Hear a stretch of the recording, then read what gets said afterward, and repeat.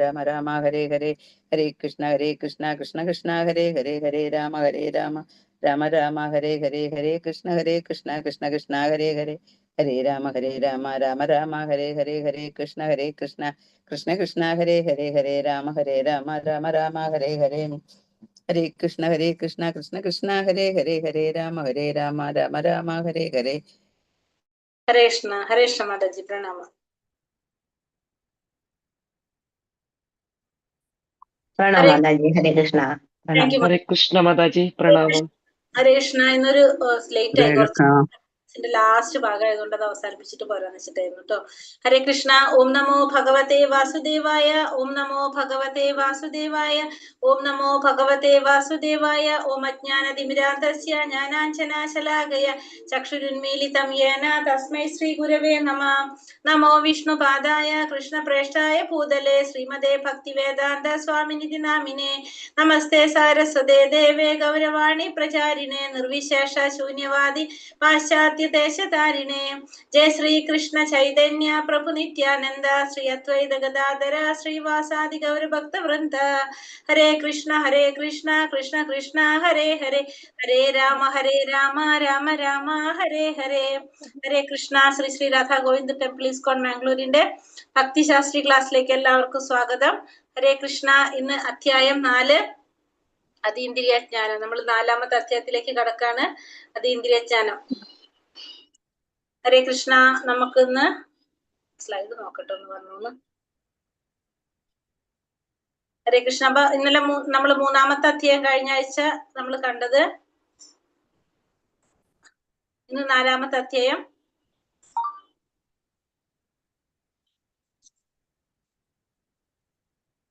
മൂന്നാമത്തെ അധ്യായത്തിൽ എന്താ നമ്മൾ പറഞ്ഞു നിർത്തിയത്?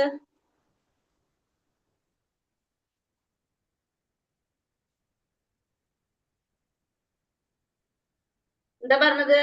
കർമ്മം ചെയ്യാനായിട്ട് ഭഗവാൻ പറഞ്ഞത് അല്ലേ? അതിലെന്താ പറഞ്ഞത്?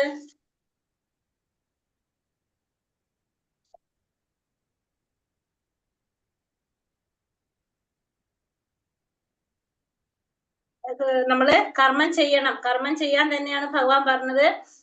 എങ്ങനെ ചെയ്യണം? ഭഗവാനെ സമർപ്പിച്ചുകൊണ്ട് കർമ്മം ചെയ്യുക. അപ്പൊ നമുക്ക് എന്ത് സാധിക്കും? നമ്മുടെ ഇന്ദ്രിയങ്ങളെ മുഴുവനും നിയന്ത്രിക്കാനായിട്ട് നമുക്ക് അതിലൂടെ സാധിക്കും. ഹരേ കൃഷ്ണ. അറ്റൻഡൻസിലെ ലിങ്ക് വന്നിട്ടുണ്ട്. ഹരേ കൃഷ്ണ. ഹരേ കൃഷ്ണ. മാർക്ക് ചെയ്തോളൂ കേട്ടോ. ഹരേ കൃഷ്ണ. അപ്പൊ അധ്യായം 4. ഇത് അധ്യായം 3 ആണല്ലോ. 3, 4 അല്ലേ? പേരിട്ട് തെറ്റിയിരിക്കും. അധ്യായം 4. 3-ൽ 40 വരെ എടുത്തിട്ടുള്ളൂ. 3ാമത്തെ കഴിഞ്ഞിട്ടില്ല? കഴിഞ്ഞല്ലോ.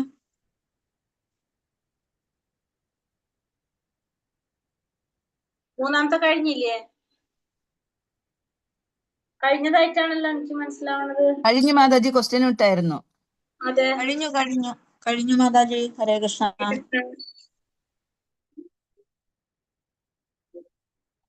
അധ്യായം 4 അതീന്ദ്രിയ ജ്ഞാനം. അറ്റൻഡൻസ് ലിങ്ക് കാണുന്നില്ലല്ലോ മാതാജി. ഇട്ടിട്ടുണ്ടായിരുന്നല്ലോ മാതാജി. ഇപ്പൊ പറഞ്ഞിട്ടല്ല ഇതാ മാതാജി. പോയോ? അത് പോയി തോന്നുന്നു. മാതാജി ഇപ്പൊ കേറിയതായിരിക്കും, അതുകൊണ്ടാ കാണാത്തായിരിക്കും. അല്ലെങ്കിൽ അതിൽ കാണുമല്ലോ. ഞാനിപ്പൊ തന്നെ കേറിയത്. അങ്ങനെ.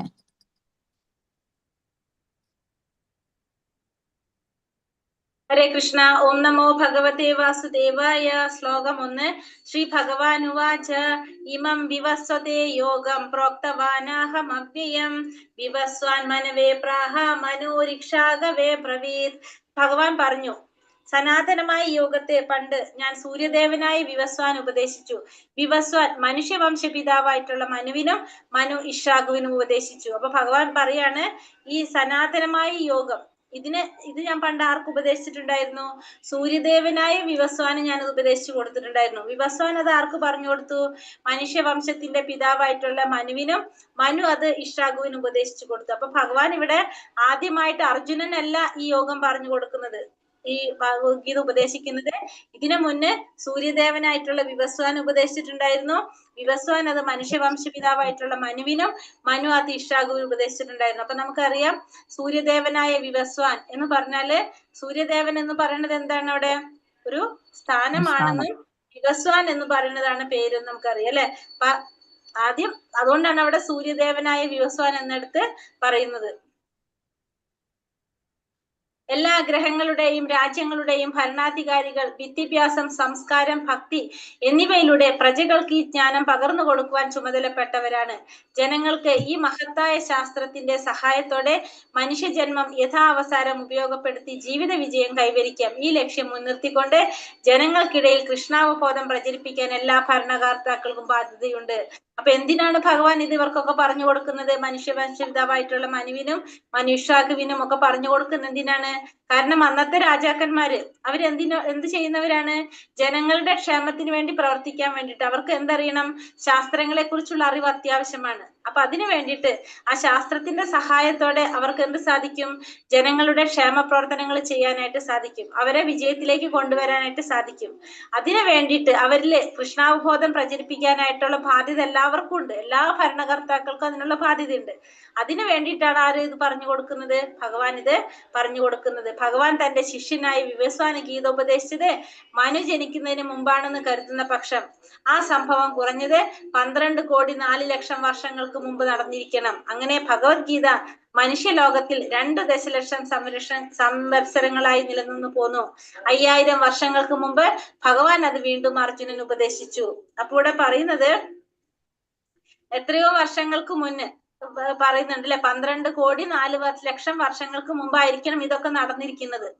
അന്ന് വിവസ്വാന് ഭഗവത്ഗീത ഉപദേശിച്ചു കൊടുത്തത്. ഇപ്പൊ അർജുനന് ഭഗവാൻ ഉപദേശിക്കുന്നത് എങ്ങനെയാണ്? 5000 വർഷങ്ങൾക്ക് മുമ്പാണ് ഇവിടെ ഉപദേശിക്കുന്നത്. അപ്പൊ അത്രയും മുന്നേ വിവസ്വാൻ ഉപദേശിച്ചിട്ടുണ്ടായിരുന്നു. ഇപ്പൊ 5000 വർഷങ്ങൾക്ക് മുമ്പാണ് ഭഗവാൻ അർജുനന് ഇത് ഉപദേശിച്ചു കൊടുക്കുന്നത്. ഏവം പരമ്പരാ പ്രാപ്തം ഇമം രാജർഷയോ വിദുഹു സകാലേ നേഹ മഹത യോഗ നഷ്ട പരം തപ.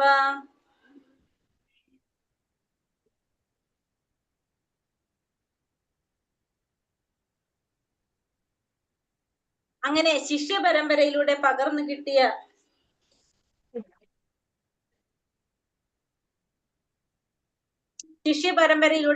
കിട്ടിയ ഈ ഉത്കൃഷ്ടമായ സർവോത്കൃഷ്ടമായ ശാസ്ത്രം രാജർഷികൾ ശരിയായി മനസ്സിലാക്കിയിരുന്നു.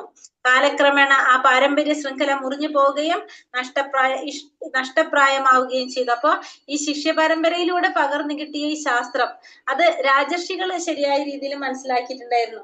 ഇപ്പൊ രാജർഷികൾ എന്ന് വെച്ചാൽ ആരാണ്? ഋഷി തുല്യരായിട്ടുള്ള ജീവിതം നയിക്കുന്ന രാജാക്കന്മാര്. അവര് രാജാക്കന്മാരുമാണ്. അവർ ജീവിക്കുന്നത് എങ്ങനെയാണ്? ഋഷികളുടെ പോലെ ജീവിക്കുന്നവരാണ്. അപ്പൊ അവരിത് ശരിയായിട്ട് മനസ്സിലാക്കിയിട്ടുണ്ടായിരുന്നു. കാലക്രമേണ എന്ത് സംഭവിച്ചു?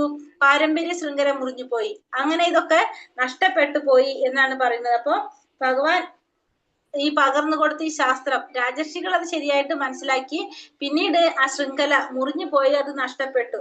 ഇക്കാലത്ത് വിശേഷിച്ചും ഇംഗ്ലീഷിൽ ഗീതയുടെ പതിപ്പുകൾ അനേകമുണ്ട്. പ്രായേണ അഥവാ ആധികാരികമായ ശിഷ്യ പാരമ്പര്യമുള്ളത് അനുസരിച്ചുള്ളതല്ല. ഭൗതികവാദികളായ ഒട്ടേറെ പണ്ഡിതന്മാർ ഭഗവത്ഗീതയ്ക്ക് വിവിധ വ്യാഖ്യാനങ്ങൾ ചമച്ചിട്ടുണ്ട്. ശ്രീകൃഷ്ണ ഭഗവാന്റെ സർവോത്തമ വ്യക്തിത്വത്തെ അംഗീകരിച്ചു കൊടുക്കുന്നവ അക്കൂട്ടത്തിൽ നന്നേ ചുരുങ്ങും. എങ്കിലും കൃഷ്ണന്റെ വചനങ്ങളിൽ നിന്ന് അവരെല്ലാം ഉണ്ട് താനും. ആസുര സ്വഭാവമാണിത്. ദൈവികമായ സമ്പത്ത് അനുഭവിക്കുന്നുണ്ടെങ്കിലും അസുരന്മാർ ദൈവത്തിൽ വിശ്വസിക്കാറില്ല. അക്കൂടെ പറഞ്ഞത് ഇംഗ്ലീഷില്, പ്രത്യേകിച്ചും ഇംഗ്ലീഷിലാണ് എടുത്തു പറയുന്നത്. ഭഗവത്ഗീതയുടെ പകർപ്പുകള് അനേകമുണ്ട്. പക്ഷെ അതൊന്നും എങ്ങനെയുള്ളത് അല്ല എന്ന് പറയുന്നത്. ഭഗവാന്റെ ആ സാർവത്രികത്വത്തെ അംഗീകരിക്കുന്നതല്ല ഇത്തരത്തിലുള്ള ഒരു പതിപ്പുകളും തന്നെ. പക്ഷെ അവരെന്ത് ചെയ്യുന്നുണ്ട്? ഭഗവാന്റെ വചനങ്ങളെ മുതലെടുക്കുന്നുണ്ട്. അതെന്താണത്? ആസുര സ്വഭാവമാണിത്. ദൈവികമായ സമ്പത്ത് അനുഭവിക്കുന്നുണ്ടെങ്കിലും അസുരന്മാർ ഒരിക്കലും എന്ത് ചെയ്യുന്നില്ല? ദൈവത്തിൽ വിശ്വസിക്കുന്നില്ല. അവരാരും ഭഗവാനിൽ വിശ്വസിക്കുന്നവരല്ല ആരും തന്നെ.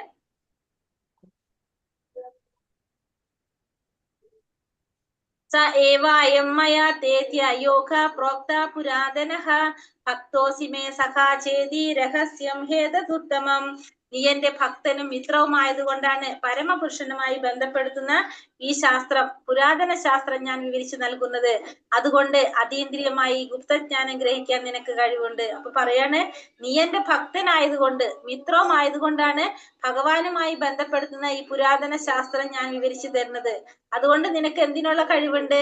ഈ ഗുപ്തജ്ഞാനം, ഈ രഹസ്യമായ ജ്ഞാനം ഗ്രഹിക്കാനുള്ള കഴിവ് നിനക്കുണ്ട്. അപ്പോ അർജുനന് ഭഗവത്ഗീത പറഞ്ഞു കൊടുക്കാൻ കാരണം പറയാണ്, കാരണം നീ എന്റെ ഭക്തനായതുകൊണ്ട്, മിത്രമായതുകൊണ്ടാണ് ഞാൻ നിനക്ക് ഇതൊക്കെ പറഞ്ഞു തരുന്നത്. നിനക്ക് അതിനുള്ള കഴിവുണ്ട്. ഭഗവാനുമായി ബന്ധപ്പെടുത്തുന്ന ഈ ശാസ്ത്രം ഞാൻ വിവരിച്ചു തരാം. അത് ഗ്രഹിക്കാനുള്ള കഴിവ് ആർക്കുണ്ട്? നിനക്കുണ്ട് എന്നാണ് ഇവിടെ പറയുന്നത്. ഗീതയുടെ ഭക്തന്മാരുടെ വ്യാഖ്യാനം സത്യം വെളിവാക്കുന്നു, അസുരന്മാരുടേത് നിഷ്പ്രയോജനങ്ങളാണ്. ഇപ്പൊ രണ്ട് തരത്തിലുള്ള ആളുകളാണ്, ഒന്ന് ഭക്തന്മാരും ഒന്ന് അഭക്തന്മാര്. ഭക്തന്മാരുടെ വ്യാഖ്യാനങ്ങൾ, ഗീതയെ കുറിച്ചുള്ള ഭക്തന്മാരുടെ വ്യാഖ്യാനങ്ങൾ എന്താണ്? സത്യം വെളിവാക്കുന്നതാണ്. നേരെ മറിച്ച് അസുരന്മാരുടേതാണെങ്കിലോ അത് യാതൊരു പ്രയോജനം ഉണ്ടാകുന്നില്ല. കൃഷ്ണനെ പരമപുരുഷനായ ഭഗവാനായിട്ടാണ് അർജുനൻ കാണുന്നത്. അർജുനന്റെ വഴി പിന്തുടരുന്ന ഗീതാഭാഷ്യമേതും ആ മഹത്തായ ശാസ്ത്രത്തിന് യഥാർത്ഥ സേവനമാകുന്നു. അസുരന്മാരാണെങ്കിലോ കൃഷ്ണനെ പറ്റി എന്തെല്ലാമോ കെട്ടിച്ചമയ്ക്കുകയും വായനക്കാരെ കൃഷ്ണന്റെ ഉപദേശങ്ങളിൽ നിന്ന് വഴിതെറ്റിക്കുകയും ചെയ്യുന്നു. അസുരന്മാർ കൃഷ്ണനെ ഭഗവാനായി അംഗീകരിക്കുന്നില്ല. അപ്പൊ രണ്ടു കൂട്ടരാണ് ഭഗവത്ഗീതയിൽ പറയുകയാണെങ്കിൽ നമുക്ക് ഒന്ന് എന്താ പറയാ, ആസുരിക സ്വഭാവത്തിലുള്ളവരും രണ്ടാമത്തെ ഭക്തന്മാര് എന്താണ്? ഗീതയുടെ വ്യാഖ്യാനം സത്യം വെളിവാക്കുന്നതാണ്. അപ്പൊ അതുകൊണ്ട് അപ്പൊ ഭഗവാനെ കുറിച്ച് എന്താണ്? ഭഗവാന്റെ ഉപദേശങ്ങൾ അതേപടി അനുസരിച്ച് പോകുന്ന, അത് അംഗീകരിച്ച് അതിനനുസരിച്ചാണ് അതിൽ എന്ത് ചെയ്യുന്നത്? വ്യാഖ്യാനങ്ങൾ കൊടുക്കുന്നത്. പക്ഷെ അസുരന്മാരാണെങ്കിലോ അവരുടെ ഈ വ്യാഖ്യാനം നിഷ്പ്രയോജനാണ്. അത് യാതൊരു തരത്തിലുള്ള പ്രയോജനം നമുക്ക് തരുന്നില്ല. അത് മാത്രല്ല, ഭഗവാനെ കുറിച്ച് എന്തെല്ലാം കെട്ടിച്ചമച്ച് വായനക്കാരെ ഭഗവാന്റെ ഉപദേശങ്ങളിൽ നിന്ന് വഴിതെറ്റിക്കുകയാണ് അവർ ചെയ്യുന്നത്. അവരൊരിക്കലും എന്ത് ചെയ്യുന്നില്ല? ഭഗവാനെ തന്നെ ഭഗവാനായിട്ട് അംഗീകരിക്കുന്നില്ല. കൃഷ്ണനെ ഭഗവാനായിട്ട് അവര് അംഗീകരിക്കുന്നേ ഇല്ല. അപ്പൊ അർജുനൻ എന്താ ചോദിക്കുന്നത് ഇവിടെ? അർജുന ഉവാച അപരം ഭവതോ ജന്മ പരം ജന്മാ വിവസ്വതഃ കഥമേതത് വിജാനീയാം ത്വമാദൗ പ്രോക്തവാനിതി.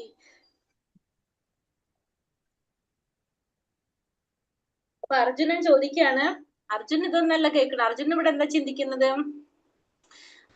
വിവസ്വാൻ എന്ന സൂര്യദേവൻ അങ്ങയേക്കാൾ വളരെ മുമ്പ് ജനിച്ചെന്നിരിക്കെ അങ്ങ് അദ്ദേഹത്തിന് ഉപദേശം നൽകിയെന്ന് പറയുന്നത് ഞാൻ എങ്ങനെ മനസ്സിലാക്കും? അപ്പോൾ പറയുന്നത്, വിവസ്വാൻ എന്ന സൂര്യദേവൻ അങ്ങയേക്കാൾ വളരെ മുമ്പ് ജനിച്ചതാണ്. പിന്നെ അങ്ങ് എങ്ങനെയാണ് അദ്ദേഹത്തിന് ഉപദേശം നൽകിയെന്നുള്ളത് എനിക്ക് മനസ്സിലാക്കാൻ സാധിക്കുന്നത് എന്നാണ് ഇവിടെ ആര് ചോദിക്കുന്നത്? അർജുനൻ ചോദിക്കുന്നത്. അർജുനനെ പോലുള്ള ഒരു ഭക്തന് കൃഷ്ണന്റെ അതീന്ദ്രിയ ഭാവത്തെ പറ്റി തെറ്റിദ്ധാരണ ഉണ്ടാവാൻ വയ്യ എന്നതിൽ സംശയമില്ല. കൃഷ്ണനെ ത്രിഗുണങ്ങൾക്ക് അതീതനായ വെറുമൊരു മനുഷ്യനായി കരുതുന്ന നിരീശ്വരരുടെ നിലപാടിനെ എതിർക്കാനുള്ള ഒരു ഉപായമാണ് ഭഗവത് ഭക്തനായ അർജുനന്റെ ഈ ചോദ്യം. അപ്പൊ അർജുനനെ പോലുള്ള ഒരു ഭക്തന് ഒരിക്കലും എന്തുണ്ടാവില്ല? ഭഗവാനെ കുറിച്ച് ഒരിക്കലും തെറ്റിദ്ധാരണ ഉണ്ടാവില്ല. പക്ഷേ ഈ ത്രിഗുണങ്ങൾക്ക് അധീനരായിട്ടുള്ള സാധാരണ മനുഷ്യർക്ക് എന്താണ്? ഈ പറഞ്ഞ കാര്യങ്ങളൊന്നും വിശ്വസിക്കാനായിട്ട് നമുക്ക് സാധിക്കില്ല. അതുകൊണ്ട് തന്നെ ആ നിരീശ്വരരുടെ നിലപാടിനെ എതിർക്കാനുള്ള ഒരു ഉപായമായിട്ടാണ് ഇവിടെ ആരുടെ ചോദ്യം വരുന്നത്?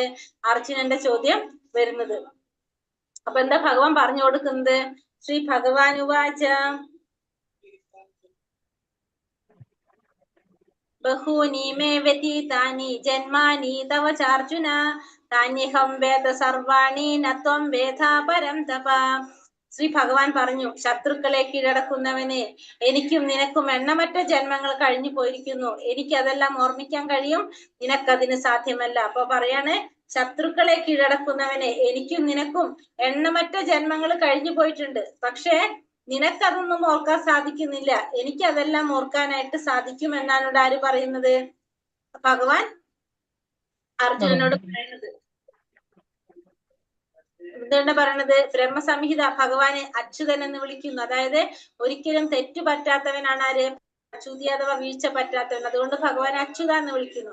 ഭൗതിക സംഘത്തിലും സ്വയം വിസ്മരിക്കാത്തവൻ എന്നർത്ഥം. ജീവാത്മാവും ഭഗവാനും ഒരിക്കലും ഒരു തരത്തിലും തുല്യരാകാൻ സാധ്യമല്ല. അപ്പൊ ജീവാത്മാവിനും ഭഗവാനും ഒരിക്കലും എന്താവാൻ സാധിക്കില്ല?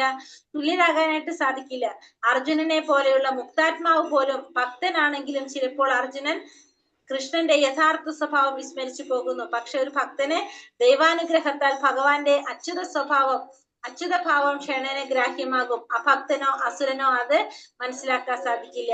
അപ്പോൾ ചില സമയത്ത് എന്ത് ചെയ്യാണ് ഇവിടെ അർജുനൻ ഭഗവാന്റെ യഥാർത്ഥ സ്വഭാവം വിസ്മരിച്ചു പോകാണ് ചെയ്യുന്നത്.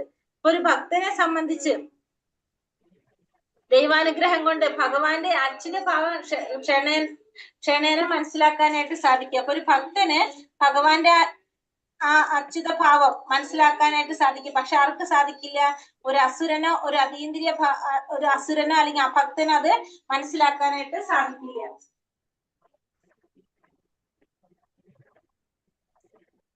കൃഷ്ണനും അർജുനനും സ്വഭാവേന ശാശ്വതരാണെങ്കിലും അർജുനന് പൂർവജന്മ കർമ്മങ്ങൾ ഓർക്കാൻ സാധിക്കുന്നില്ല. അപ്പൊ ഭഗവാനും അർജുനനും എങ്ങനെയാണ്? രണ്ടുപേരും ശാശ്വതരായിട്ടുള്ളതാണ്. എല്ലാവരും സ്വഭാവം കൊണ്ട് എങ്ങനെയാണ്? ശാശ്വതരാണ്. പക്ഷെ അർജുനൻ എന്ത് സാധിക്കുന്നില്ല? പൂർവജന്മത്തിന്റെ കർമ്മങ്ങൾ ഒന്നും ഓർക്കാൻ, പൂർവജന്മത്തെ കുറിച്ച് ഓർക്കാനായിട്ട് സാധിക്കുന്നില്ല. കാരണം എന്താണ്? ഇവിടെ അർജുനൻ ഏത് ബോധത്തിലാണ്? ശാരീരിക ബോധത്തിലാണ് ഇരിക്കുന്നത്, അല്ലെ?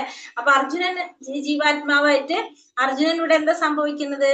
അർജുനന് തന്റെ പൂർവജന്മത്തിന്റെ കാര്യങ്ങളൊന്നും ഓർക്കാൻ സാധിക്കില്ല. കാരണം ശരീരം മാറുന്നതോടുകൂടി ജീവാത്മാവിന് മുൻ ജന്മ സ്മരണകള് നഷ്ടപ്പെടും. ഭഗവാനാണെങ്കിലോ സച്ചിദാനന്ദ സ്വരൂപനാണ്. ഭഗവാൻ ഒരിക്കലും ശരീരം മാറുന്നില്ല. അദ്ദേഹത്തിന് അതുകൊണ്ട് എന്ത് സാധിക്കും? എല്ലാം സ്മരിക്കാനായിട്ട്, എല്ലാതും അറിയാനായിട്ട് സാധിക്കും. അദ്വൈത മൂർത്തിയായ അവിടേക്ക് ആത്മാവും ശരീരവും ഒന്ന് തന്നെ. അപ്പൊ ഭഗവാന്റെ ശരീരവും ആത്മാവും തമ്മിൽ യാതൊരു വ്യത്യാസമില്ല, രണ്ടും ഒന്ന് തന്നെയാണ്. പക്ഷെ ജീവാത്മാക്കളെ സംബന്ധിച്ചിടത്തോളം എന്താണ്?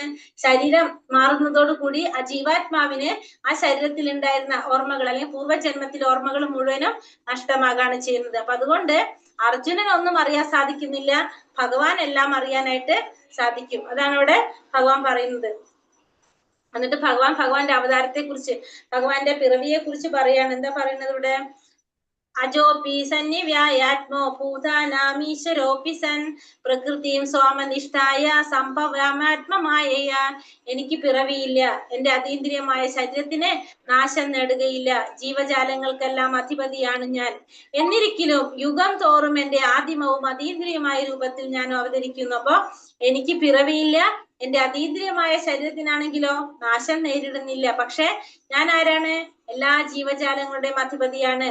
എന്നിരിക്കലും ഞാൻ എന്ത് ചെയ്യും? യുഗം തോറും എന്റെ ആദിമവും അതീന്ദ്രിയമായ രൂപത്തിൽ ഞാൻ അവതരിച്ചു കൊണ്ടിരിക്കുന്നു. അപ്പൊ ഓരോ യുഗത്തിലും ഭഗവാൻ അവതരിക്കുമെന്ന് ഭഗവാൻ ഇവിടെ പറയണം. അപ്പൊ ആകെ 4 യുഗങ്ങളാണുള്ളത്. ഏതൊക്കെയാണ്? സത്യയുഗം, ത്രേതായുഗം, ദ്വാപരയുഗം, കലിയുഗം. ഈ ഓരോ യുഗത്തിലും എന്ത് സംഭവിക്കുന്നുണ്ട്? ഭഗവാന്റെ അവതാരം വരും. നമുക്ക് പക്ഷെ മനസ്സിലാക്കാൻ സാധിക്കില്ല. കാഴ്ചയിൽ നമുക്ക് ഒരു സാധാരണ മനുഷ്യനെ പോലെ ആയിരിക്കും നമുക്ക് ആരെ കാണാൻ സാധിക്കുന്നത്? ഭഗവാനെ കാണാൻ സാധിക്കും. നമ്മുടെ മുന്നിൽ വന്നു നിന്നാലും നമുക്ക് സാധാരണ ഒരു മനുഷ്യനായിട്ട് ഭഗവാനെ കാണാനായിട്ട് സാധിക്കുള്ളൂ. പക്ഷെ ഭഗവാൻ എങ്ങനെയാണ്? ഭഗവാൻ എപ്പോഴും സച്ചിദാനന്ദൻ തന്നെയാണ്. ഭഗവാന് എല്ലാ പൂർവ്വജന്മത്തിലെ എല്ലാ കാര്യങ്ങളും ഭഗവാൻ അറിയാനും ഓർക്കാനും ഒക്കെ സാധിക്കും. കാരണം ഭഗവാന്റെ ശരീരവും ആത്മാവും തമ്മിൽ യാതൊരു വ്യത്യാസവും ഇല്ല. ഭഗവാൻ എങ്ങനെയാണ്? സച്ചിദാനന്ദനാണ് ഭഗവാൻ. പക്ഷെ ജീവാത്മാക്കൾ അങ്ങനെയല്ലാത്തത് കൊണ്ട് ജീവാത്മാക്കൾക്ക് ഒന്നും അറിയാനായിട്ട് സാധിക്കുന്നില്ല. അപ്പൊ ഭഗവാൻ എങ്ങനെയാണ്? ഭഗവാൻ ഒരിക്കലും പിറവിയില്ല, ജനനവും ഇല്ല, മരണവും ഇല്ല. ഭഗവാന്റെ അതീന്ദ്രിയമായ ശരീരത്തിനാണെങ്കിലോ നാശം സംഭവിക്കുന്നില്ല. എല്ലാ ജീവജാലങ്ങളുടെയും അധിപതിയാണ് ഞാൻ. അങ്ങനെ എല്ലാ യുഗത്തിലും ഓരോ യുഗത്തിലും ഭഗവാൻ അവതരിക്കും. ഓരോ യുഗം തോറും ഭഗവാന്റെ അതീന്ദ്രിയവും ആദിമമായിട്ടുള്ള രൂപത്തിൽ ഭഗവാൻ അവതരിക്കുന്നു. ഭഗവാന്റെ ശരീരത്തിനും ബുദ്ധിക്കും ക്ഷയമോ നാശമോ ഇല്ല. അതുകൊണ്ട് ഭൗതിക ലോകത്തിലായിരുന്നാലും കൃഷ്ണൻ അതേ സച്ചിദാനന്ദ വിഗ്രഹനും അജനും ആണെന്നും അതീന്ദ്രിയമായ ശരീരത്തിനോ ബുദ്ധിക്കോ യാതൊരു മാറ്റവും സംഭവിക്കുന്നില്ലെന്നും വ്യക്തമാകുന്നുണ്ട്. അപ്പോൾ ഭഗവാന്റെ ശരീരത്തിനും ബുദ്ധിക്കും എന്ത് സംഭവിക്കുന്നില്ല? ക്ഷയോ ഇല്ല, നാശവും ഇല്ല. ഭൗതിക ലോകത്തായാലും ഭഗവാൻ അങ്ങനെ തന്നെയാണ്, സച്ചിദാനന്ദൻ തന്നെയാണ്, അജനാണ്. പിന്നെ ബുദ്ധിക്കോ ശരീരത്തിനോ യാതൊരു വിധത്തിലുള്ള മാറ്റവും ആർക്ക് സംഭവിക്കുന്നില്ല? ഭഗവാൻ സംഭവിക്കുന്നില്ല. സൂര്യൻ ഉദിക്കുകയും നമ്മുടെ കൺമുന്നിലൂടെ നീങ്ങി ഒടുവിൽ അസ്തമിക്കുകയും ചെയ്യുന്നത് പോലെയാണ് ഭഗവാന്റെ ആവിർഭാവ തിരോഭാവങ്ങൾ. ഭഗവാൻ ആവിർഭവിക്കുന്നതും തിരോഭവിക്കുന്നതും സൂര്യൻ ഉദിക്കുന്നതും അസ്തമിക്കുന്നതും പോലെയാണ്. നമ്മളെ കണ്ണിന് മുന്നിൽ കാണുന്നില്ല എങ്കിൽ അർത്ഥം എന്തില്ല എന്നല്ല, സൂര്യൻ അവിടെ ഇല്ല എന്നല്ല. നമ്മളെ ദൃഷ്ടിയിൽ നിന്ന് മറയുമ്പോൾ അസ്തമിച്ചുവെന്നും കൺമുന്നിൽ നിൽക്കുമ്പോൾ ചക്രവാളത്തിൽ ഉണ്ടെന്ന് നമുക്ക് തോന്നും. യഥാർത്ഥത്തിൽ എന്താണ്? സൂര്യൻ ആ സ്വസ്ഥാനത്ത് തന്നെയാണ്, സൂര്യൻ അവിടെ തന്നെയുണ്ട്. പക്ഷെ നമുക്ക് അങ്ങനെയാണ് തോന്നുന്നത്. എപ്പോഴും വികലമായ നമ്മുടെ ഇന്ദ്രിയങ്ങളുടെ പോരായ്മകൾ കൊണ്ടാണ് ആകാശത്ത് ഉദിച്ചതായും പിന്നെ മറിഞ്ഞതായും തോന്നിക്കുന്നത്. അപ്പൊ ഇത് നമുക്ക് തോന്നുന്നതിന്റെ കാരണം എന്തുകൊണ്ടാണ്? സൂര്യൻ ആകാശത്ത് ഉദിച്ചു പിന്നെ അത് മറിഞ്ഞു എന്ന് തോന്നുന്നത് നമ്മുടെ ഇന്ദ്രിയങ്ങൾ കാരണം കൊണ്ടാണ്. നമ്മുടെ ഇന്ദ്രിയങ്ങളുടെ അപൂർണമായിട്ടുള്ള ഇന്ദ്രിയങ്ങൾ കാരണം കൊണ്ട്. നമ്മുടെ കണ്ണുകൾ കൊണ്ട് കാണുന്നില്ല, അതിന്റെ അർത്ഥം എന്തല്ല? ഭഗവാൻ ഇല്ല എന്നല്ല. ഭഗവാൻ ഉണ്ട്, പക്ഷെ നമുക്ക് മനസ്സിലാക്കാനായിട്ട് സാധിക്കില്ല. യഥാ യഥാ ഹി ധർമ്മസ്യ ഗ്ലാനിർഭവതി ഭാരത അഭ്യുത്ഥാനമധർമ്മസ്യ തഥാത്മാനം സൃജാമ്യഹം. എപ്പോൾ ഇവിടെ ധർമാചരണത്തിന് ക്ഷയം നേരിടുന്നുവോ, എപ്പോൾ അധർമ്മം തഴച്ചു വളരുന്നുവോ, അപ്പോഴെല്ലാം ഞാൻ അവതരിക്കുന്നു ഹേ ഭാരത. അപ്പൊ എവിടെയാണോ എന്ത് സംഭവിക്കുന്നത്? ക്ഷയം നേരിടുന്നത്, ധർമ്മത്തിന് ക്ഷയം നേരിടുന്നത്, അല്ലെങ്കിൽ അധർമ്മം തഴച്ചു വളരുന്നത്, അപ്പോഴൊക്കെ ഞാൻ അവതരിക്കുമെന്നാണ് ഭഗവാൻ ഇവിടെ അർജുനനോട് പറയുന്നത്. ഭാരത എന്നാണ് വിളിക്കുന്നത്. സൃജാമി എന്ന പദം ഭഗവാന്റെ സ്വരൂപത്തിലുള്ള ആവിർഭാവത്തെയാണ് സൂചിപ്പിക്കുന്നത്. സൃജാമി എപ്പോഴെന്താ പറയുന്നത്? യഥാ ഹി ധർമ്മസ്യ ഗ്ലാനിർഭവതി ഭാരത അഭ്യുത്ഥാനമധർമ്മസ്യ തഥാത്മാനം സൃജാമ്യഹം. സൃജാമ്യഹം എന്ന് വെച്ചാൽ ഇവിടെ പ്രത്യക്ഷനാകുന്നു, ഭഗവാൻ പ്രത്യക്ഷനാകുന്നു. അപ്പൊ എവിടെ ധർമാചരണത്തിന് ക്ഷയം നേരിടുക, അധർമ്മം തഴച്ചു വളരുക, അപ്പോഴൊക്കെ ഭഗവാൻ അവതരിക്കുന്നു. അപ്പൊ ഭഗവാൻ പ്രത്യക്ഷത്തിൽ വരുന്നു, ഭഗവാൻ സ്വയം വരുന്ന ഇവിടെ പറയുന്നത്. അപ്പൊ സുജാമി എന്ന ഭഗവാന്റെ സ്വരൂപത്തെയാണ് ഇവിടെ സൂചിപ്പിക്കുന്നത്, സുജാമി എന്ന പദം. അപ്പൊ ഇവിടെ ഭഗവാൻ സ്വയം വരുമെന്നാണ് ഇവിടെ പറയുന്നത്. ബ്രഹ്മാവിന്റെ ഒരു ദിവസത്തിൽ 7ാമത്തെ മന്വന്തരത്തിൽ 28ാമത്തെ ചതുർയുഗത്തിലെ ദ്വാപര യുഗത്തിന്റെ അന്ത്യത്തില് മുറയ്ക്ക് ഭഗവാൻ അവതരിക്കുന്നു. ഇവിടെ ഭഗവാൻ അവതരിക്കുന്നത് എങ്ങനെയാണ്? ബ്രഹ്മാവിന്റെ ഒരു ദിവസത്തില് എത്ര മന്വന്തരങ്ങളുണ്ട്? 14 മന്വന്തരങ്ങള്. ഈ 14 മന്വന്തരങ്ങള്, ആ 14 മന്വന്തരത്തില് 7ാമത്തെ മന്വന്തരത്തിലെ 28ാമത്തെ ചതുർയുഗത്തില്, അതായത് 71 ചതുർയുഗങ്ങളാണ് വരുന്നത്, ഒരു മന്വന്തരത്തിൽ വരുന്നത് തോന്നുന്നു. അപ്പൊ ഈ 71 എണ്ണത്തില് 28ാമത്തെ ചതുർയുഗത്തില് ദ്വാപര യുഗത്തിന്റെ അന്ത്യത്തിലാണ് ആരവതരിച്ചത്? ഭഗവാൻ അവതരിക്കുന്നത്. ധർമ്മ പ്രമാണങ്ങൾ ഭഗവതാജ്ഞകളാണ്. ധർമ്മം തു സാക്ഷാത് ഭഗവത് പ്രണീത. ധർമ്മം എന്ന് പറഞ്ഞാൽ എന്താണ്? ഭഗവാൻ തന്നെയാണ് ധർമ്മം. ഈ പ്രമാണങ്ങൾ ഭഗവത്ഗീതയിലെങ്ങും വ്യക്തമായി വിവരിക്കുന്നുണ്ട്. അവയെ അനുചാനുസരണം പുലർത്തിപ്പോരലാണ് വേദങ്ങളുടെ ഉദ്ദേശ്യം.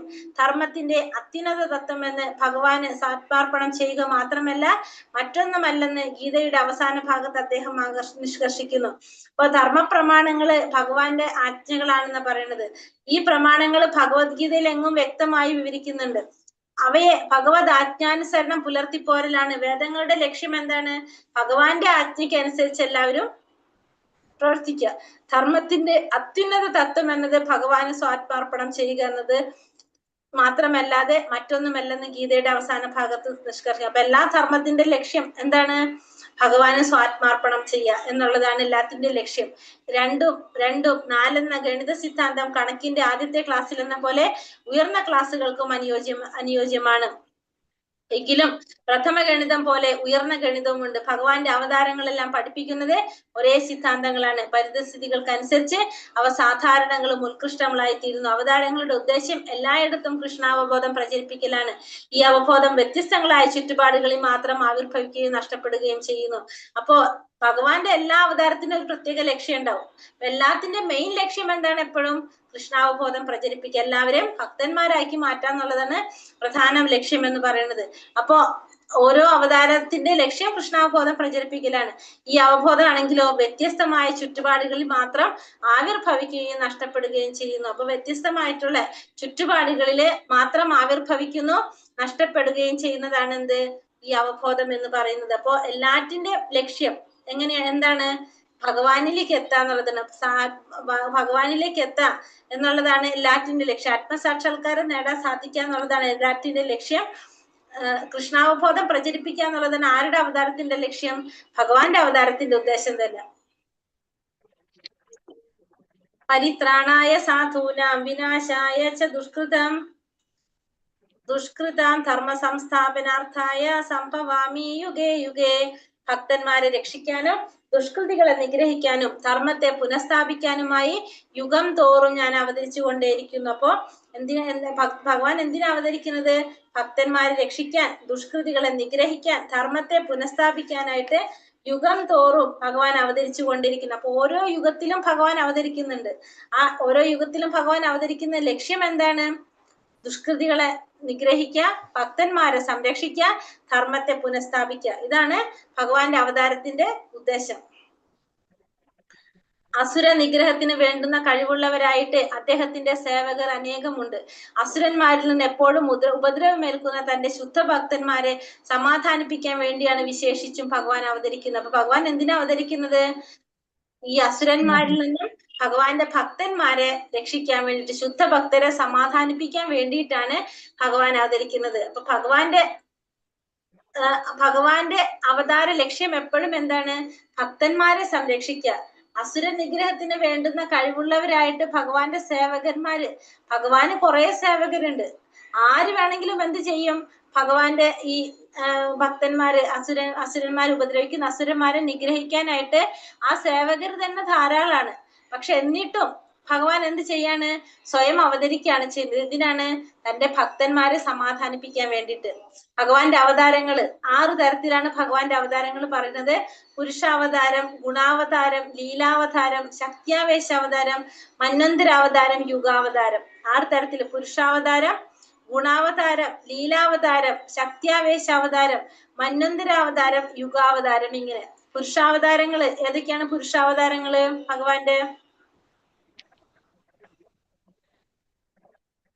ഭഗവാന്റെ വിഷ്ണുമൂർത്തികള് മൂന്ന് വിഷ്ണു, ഗർഭോദകശായി വിഷ്ണു, കാരണോദകശായി വിഷ്ണു, ക്ഷീരോദകശായി വിഷ്ണു. അല്ലെ? അതാണ് ഭഗവാന്റെ പുരുഷാവതാരങ്ങൾ എന്ന് പറയുന്നത്. നമ്മൾ പറഞ്ഞു ഫസ്റ്റ് തന്നെ കാരണമാകുന്നത് കാരണോദകശായി വിഷ്ണു, ഗർഭോദകശായി വിഷ്ണു, പിന്നെ വന്നിട്ട് ക്ഷീരോദകശായി വിഷ്ണു. അതാണ് പുരുഷാവതാരങ്ങള്. ഗുണാവതാരങ്ങൾ ഏതൊക്കെയാണ്? നാമം ലീല ഗുണാവതാരങ്ങൾ. 3 ഗുണങ്ങളുടെ അവതാരങ്ങൾ. ഗുണാവതാരം പറയുന്നത് ബ്രഹ്മ, വിഷ്ണു, മഹേശ്വരൻ. ആരാണ്? ബ്രഹ്മവിഷ്ണു മഹേശ്വരനാണ് ഗുണാവതാരം. അതായത് 3 ഗുണങ്ങൾക്കും ഓരോ അധിപന്മാരുണ്ട്. ബ്രഹ്മാവ് രജോ ഗുണത്തിന്റെ അധിപനാണ് ആര്? ബ്രഹ്മാവ്. ഗുണത്തിന്റെ അധിപനാണ് ആര്? വിഷ്ണു. തമോ ഗുണത്തിന്റെ അധിപനാണ് ആര്?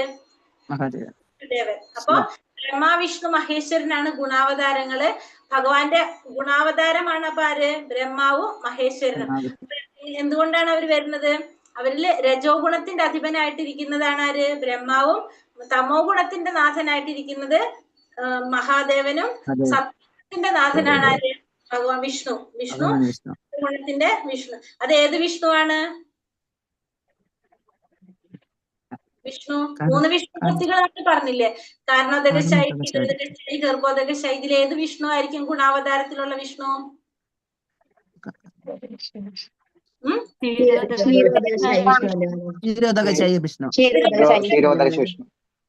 എല്ലാത്തിലും വരുന്നത് ക്ഷീരോദകശായി വിഷ്ണു ആയിരിക്കും. ഇങ്ങനത്തെ എല്ലാത്തിലും ക്ഷീരോദകശായി വിഷ്ണു ആണ് ഗുണാവതാരത്തിൽ വരുന്ന വിഷ്ണു. ഇനി ഭഗവാന്റെ ലീലാവതാരങ്ങൾ ഏതൊക്കെയാണ്? നമ്മള് ഭാഗവതത്തിൽ പറഞ്ഞിട്ടുണ്ടായിരുന്നു. കുറെ 10-24 അവതാരങ്ങൾ പറഞ്ഞില്ലേ? ലീലാവതാരങ്ങള്. മത്സ്യം, കൂർമ്മം, വരാഹം അങ്ങനെയൊക്കെ പറഞ്ഞിട്ട് കുറെ അവതാരങ്ങൾ പറഞ്ഞില്ലേ? ഇതൊക്കെ 10-24 എണ്ണാണ്ട് പറഞ്ഞിട്ടുണ്ട്. അപ്പൊ ഇതൊക്കെ ഭഗവാന്റെ, അതായത് ഓരോ ലീലകൾക്ക് വേണ്ടിയിട്ട് ഭഗവാൻ അവതാരം എടുക്കുന്നതാണ്. മത്സ്യാവതാരം എടുത്തത്, പിന്നെ കൂർമാവതാരം എടുത്തത്, വരാഹാവതാരം, ഇതൊക്കെ എന്താണ്? ഓരോ ലീലകൾക്ക് വേണ്ടി ഭഗവാൻ അവതാരം എടുത്താണ്. അതൊക്കെ എന്താണ്? ലീലാവതാരം എന്ന് പറയും. ഇനി ഭഗവാന്റെ ശക്തിയാവേശ അവതാരങ്ങൾ ഏതാണ്? ശക്തിയാവേശ അവതാരങ്ങൾ എന്ന് വെച്ചിട്ടുണ്ടെങ്കില് ഒരു പ്രത്യേക കാര്യം ചെയ്യാൻ വേണ്ടിയിട്ട് ഭഗവാൻ എന്ത് ചെയ്യാണ്? ഭഗവാന്റെ ആ ശക്തി കൊടുക്കാണ് അവർക്ക്. അങ്ങനത്തെ അവതാരങ്ങളാണ് ആരൊക്കെ? നാരദ മഹർഷി, ബ്രഹ്മാവ്, ഇവരൊക്കെ ആരാണ്? ശക്തിയാവേശ അവതാരങ്ങളാണ്. അതായത് ഇപ്പൊ നാരദ മഹർഷി എന്താ ചെയ്യുന്നത്? ഭഗവാന്റെ നാമം പ്രചരിപ്പിച്ചുകൊണ്ടേയിരിക്കുകയാണ്. അപ്പൊ അതിനു വേണ്ടിയിട്ടാണ് ഭഗവാൻ എന്താ ശക്തി കൊടുക്കുന്നത്. ബ്രഹ്മാവ് എന്താ ചെയ്യുന്നത്? സൃഷ്ടി നടത്തുന്നത് അല്ലെ? ബ്രഹ്മാവാണ് സൃഷ്ടി ചെയ്യുന്നത്. അത് ചെയ്യാൻ വേണ്ടി ഒരു പ്രത്യേക ശക്തി ആർക്ക് കൊടുക്കാണ്? ഭഗവാൻ ബ്രഹ്മാവിന് കൊടുക്കാണ്. അപ്പൊ അത് ശക്തിയാവേശ അവതാരങ്ങളാണ് ആര്? ബ്രഹ്മാവും അതുപോലെ തന്നെ നാരദ മഹർഷിയെ പോലുള്ളവരൊക്കെ ശക്തിയാവേശ അവതാരാണ് ഭഗവാന്റെ. പിന്നെ മന്വന്തരാവതാരം. മന്വന്തരാവതാരം എന്ന് വെച്ചാല് ഓരോ മന്വന്തരത്തിലും ഭഗവാൻ അവതരിക്കും. മന്വന്തരം എന്ന് വെച്ചാല് ഒരു മനുവിന്റെ കാലയളവിനെയാണ് എന്ത് പറയണത്? മന്വന്തരം എന്ന് പറയുന്നത്. മന്വന്തരം എന്ന് വെച്ചാല് ഒരു മനുവിന്റെ കാലയളവിനെയാണ് നമ്മൾ എന്ത് പറയുന്നത്? മന്വന്തരം എന്ന് പറയുന്നത്. അതായത് ഒരു മനു ഭരിക്കുന്ന ഒരു സമയം, ഒരു പീരീഡ് ഉണ്ടാവുമല്ലോ, അതാണ് ഒരു മനുവിന്റെ കാലയളവ്. അങ്ങനത്തെ 14 മനുക്കളാണുള്ളത്. അങ്ങനത്തെ 14 മനുക്കളുണ്ട്, 14 മന്വന്തരം. അതില് ഓരോ മന്വന്തരത്തിലും ആരവതരിക്കും? ഭഗവാൻ അവതരിക്കും. അപ്പൊ 14 മന്വന്തരത്തിലും ആരവതരിക്കും? ഭഗവാൻ അവതരിക്കും നമുക്ക് പറയാം. അപ്പൊ 14 മന്വന്തരങ്ങളാണുള്ളത്. അപ്പൊ ഓരോ മന്വന്തരത്തിലും ഭഗവാൻ അവതരിക്കുന്നതാണ് മന്വന്തരാവതാരം. ചിലപ്പോ ഈ മന്വന്തരാവതാരത്തിൽ ഏതെങ്കിലും ഒരു മന്വന്തരത്തിലായിരിക്കും ഭഗവാന്റെ ഈ അവതാരങ്ങളൊക്കെ വരുന്നുണ്ടാവുക. അതായത് ഇത് അങ്ങോട്ടും ഇങ്ങോട്ടൊക്കെ ബന്ധമുണ്ട്. ഇപ്പൊ മന്വന്തരത്തിൽ ഇപ്പൊ നമ്മൾ പറഞ്ഞില്ലേ, 7ാമത്തെ മന്വന്തരത്തിലാണ് 28ാമത്തെ കലിയുഗത്തിലാണ് ആര് ഭഗവാൻ കൃഷ്ണൻ അവതരിച്ചെന്ന് പറഞ്ഞല്ലോ. അപ്പൊ നമുക്ക് എന്ത് പറയാ? ആ 7ാമത്തെ മന്വന്തരത്തിൽ ആര് വന്നു? ഭഗവാൻ കൃഷ്ണൻ വന്നു അല്ലെ? കൃഷ്ണൻ ശരിക്കും എന്താണ്? ഭഗവാൻ സ്വയം ഇറങ്ങി വരാണ് ചെയ്തത്. പിന്നെ അതുപോലെ തന്നെ ഇപ്പൊ സത്യയുഗത്തില് ഭഗവാന്റെ അവതാരം ഉണ്ട്. ആ സമയത്തും അവിടെ എന്ത് നടക്കുന്നുണ്ട്? ഏതോ ഒരു മന്വന്തരം നടക്കുന്നുണ്ടാവും. അപ്പൊ ആ മന്വന്തരത്തിലും ആ അവതാരം വരുന്നുണ്ട്. പിന്നെ ആ യുഗത്തിലും വരുന്നുണ്ടാവും ഭഗവാന്റെ അവതാരം. അല്ലാതെ ഓരോന്നും സെപ്പറേറ്റ് എന്ന് പറയാനില്ല എന്നാണ് ഈ പറഞ്ഞു വന്നത്. ഇപ്പൊ മത്സ്യാവതാരം എടുക്കുന്ന സമയത്തും ഇതൊക്കെ അങ്ങോട്ടും ഇങ്ങോട്ടും ബന്ധപ്പെട്ട് തന്നെ ഇരിക്കുന്നതാണ്. പിന്നെ യുഗാവതാരം, ഓരോ യുഗത്തിലും ഭഗവാന്റെ അവതാരം ഉണ്ട് അല്ലെ? ഓരോ യുഗത്തിലും ഭഗവാൻ അവതരിക്കുന്നുണ്ട്. സത്യയുഗത്തിലും ഭഗവാൻ ആരായിട്ടാണ് അവതരിച്ചത്? സത്യയുഗത്തിലെ ഭഗവാന്റെ അവതാരം നരസിംഹമൂർത്തി. സത്യയുഗത്തിലെ ഭഗവാന്റെ അവതാരം ഏതാണ്? നരസിംഹാവതാരമാണ് സത്യയുഗത്തിൽ വന്നത്. പിന്നെ അത് കഴിഞ്ഞിട്ട് ത്രേതായുഗത്തില് ശ്രീരാമൻ. ത്രേതായുഗത്തില് ശ്രീരാമൻ. ദ്വാപരയുഗത്തില് ശ്രീകൃഷ്ണൻ. ഭഗവാൻ കൃഷ്ണൻ. കലിയുഗത്തില് ചൈതന്യ മഹാപ്രഭുവിന്റെ അവതാരം വരാനുണ്ട്. ഏതാണ്? കൽക്കി വരാനുണ്ട്. ഹരേ കൃഷ്ണ. അപ്പൊ നമ്മള് ഇപ്പൊ 6 പലതരത്തിലുള്ള അവതാരം, 6 അവതാരങ്ങളാണുള്ളത്. പുരുഷാവതാരം, ഗുണാവതാരം, ലീലാവതാരം, ശക്തിയാവേശാവതാരം, മന്വന്തരാവതാരം, യുഗാവതാരം. അപ്പൊ 6 തരത്തിലാണ് അവതാരങ്ങൾ പറയുന്നത്. യുഗം തോറും താൻ അവതരിക്കുന്ന എന്നാണ് ഭഗവത് വചനം. അപ്പൊ ഭഗവാൻ എന്താ പറയുന്നത്? ഓരോ യുഗത്തിലും ഞാൻ അവതരിക്കുന്നു എന്നാണ് ഭഗവാൻ പറയുന്നത്. കലിയുഗത്തിൽ അവതരിക്കുമെന്നാണ് ഇതുകൊണ്ട് സൂചിപ്പിക്കുന്നത്. അപ്പൊ കലിയുഗത്തിലും ഭഗവാൻ അവതരിക്കുന്ന ഭഗവാൻ പറയാണ്. കലിയുഗത്തിലെ കൃഷ്ണാവതാരം ചൈതന്യ മഹാപ്രഭു ആയിട്ടാണെന്നും സങ്കീർത്തന പ്രസ്ഥാനം സംഘം ചേർന്നുള്ള തിരുനാമജപം കൊണ്ട് കൃഷ്ണനെ ആരാധിച്ച് ഭാരതത്തിലെങ്ങും കൃഷ്ണാവബോധം പ്രചരിപ്പിക്കുമെന്നും ഭാഗവതത്തിൽ പറയുന്നു. അപ്പൊ കലിയുഗത്തില് ഭഗവാന്റെ ഒരു അവതാരമാണിത് ചൈതന്യ മഹാപ്രഭു ആയിട്ട്. അതായത് ഒരു ഭക്തന്റെ മനോവികാരം എങ്ങനെയാണെന്ന് മറ്റുള്ളവർക്ക് മനസ്സിലാക്കി കൊടുക്കാൻ, എങ്ങനെയാണ് എന്നെ ആരാധിക്കേണ്ടതെന്ന് കാണിച്ചു തരാൻ വേണ്ടിയിട്ടാണ് ഭഗവാൻ സ്വയം കലിയുഗത്തില് ഭഗവാൻ ചൈതന്യ മഹാപ്രഭു ആയിട്ട് അവതരിക്കുന്നത് എന്ന് ഭാഗവതത്തിൽ പറയുന്നുണ്ട്. ഭഗവാന്റെ നാമം പ്രചരിപ്പിക്കുക എന്നുള്ളതാണ് ആരുടെ ലക്ഷ്യം? ചൈതന്യ മഹാപ്രഭുവിന്റെ അവതാര ഉദ്ദേശം. കൃഷ്ണ ഭക്തരെ ഏറ്റവും അധികം ആകർഷിച്ചിട്ടുള്ള ഒന്നാണ് ശ്രീ ചൈതന്യ മഹാപ്രഭുവിന്റെ സങ്കീർത്തന പ്രസ്ഥാനം. സങ്കീർത്തന പ്രസ്ഥാനം എല്ലാവരെയും വളരെയധികം ആകർഷിച്ചിട്ടുള്ള ഒന്നാണ്.